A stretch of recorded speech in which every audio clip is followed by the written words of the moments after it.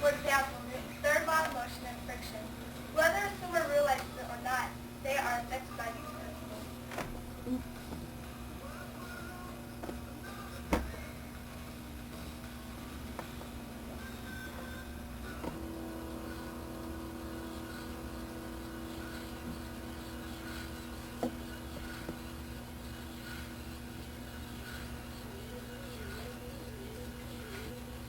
Newton's third law of motion states, whenever one object exerts a force on a second object, the second object exerts an equal and opposite force on the first. In other words, we have action and reaction forces. These forces are co-parts of a single interaction. Neither force will exist without the other. The forces are equal in strength, opposite in direction, and they occur at the same time. In swimming, we see this taking place. As you begin to swim, you interact with the water, while the water interacts with you. You push the water backwards, and at the same time, it pushes you forward, in turn, creating a forward progress. There are a pair of forces that act in each interaction. The interactions in swimming depends on friction.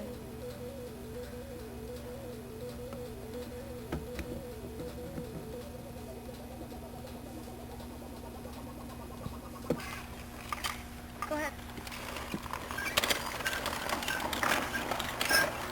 Friction results whenever anything moves while in contact with anything else.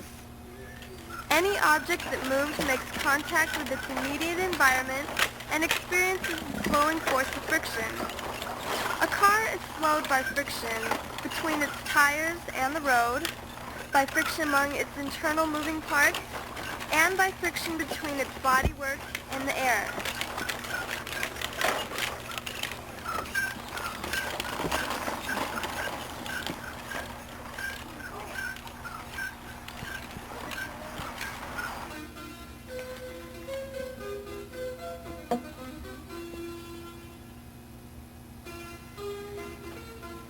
A swimmer is also slowed by the air as well as the contact with the water in their body. After a flip turn, you are slowed by the water surrounding you, and in order for the person to maintain constant speed, both must receive a perpetual input of motivating force equal in magnitude to the slowing force of friction, but in opposite direction. This action is compensated by pushing off the wall in a streamlined position. Without such a motivating force, all will slow until they stop.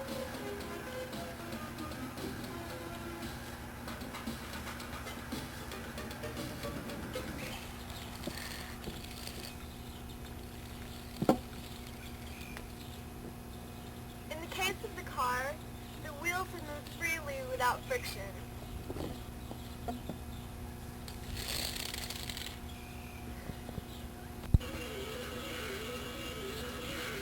Likewise with swimming, if there was no friction present, it would be like swimming in space. So actually, friction can work against you and for you.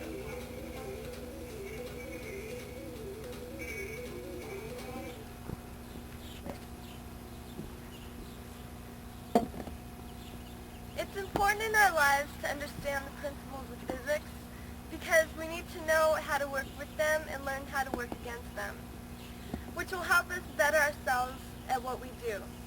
Physics is all around us, whether we're aware of it or not.